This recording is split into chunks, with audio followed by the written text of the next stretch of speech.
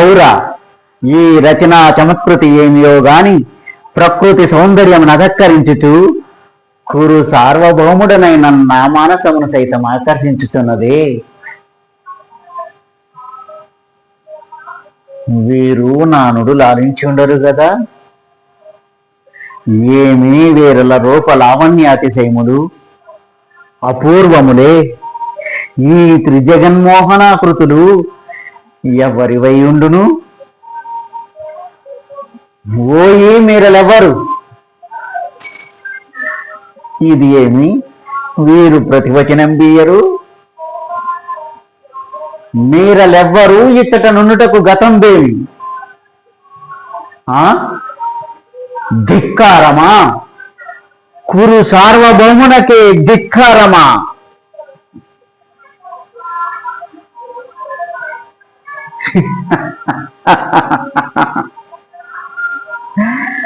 నేనెంత భ్రమపడితిని, నిమేషత్వమే లేదు.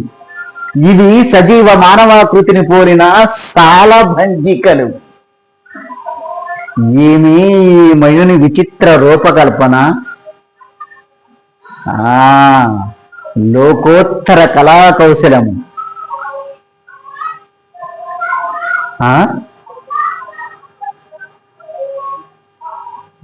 ఏమిది? సభాభవనమున ఉద్యానవనమా? ఎంత రమణీయముగానున్నది! వివిధ ఫల ధరానత శేఖా శిఖా తరువర విరాజితంబు రాజిత తరుస్కంద సమాహృత దివ్య సురదుల పుష్పవల్లి మతల్లికా సంభాసురంబు బాసుర పుష్ప గుచ్చ సవన్ మధుర మధుర సస్వాదనార్థ సంభ్రమద్రమణ కోమల జంఖార నినాద మేదురంబు మేదుర మధుకర ఘన ఘనాగణ శంఖానర్తన క్రీడాభిరామ మయూరవార విస్తృత కలాప కలాప రమణీయంబు రమణీయ కోమల కళాపాలాప మంజుల దోహద ధూప ధూమాంకుర సంకీర్ణంబు సంకీర్ణ నికుంజ పుంజ సుందరంబు. ఆహా!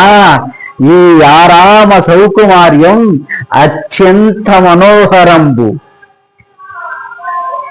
దినదిన అనేక నూత్న రామావలోక రంజిత కౌరవంశం మనః ప్రమోదావకంబోగు ఈ నిష్కుటంబు తక్కరులకు దర్శనీయంబగుట నిర్వివాదాంశము కాననే మయ సభ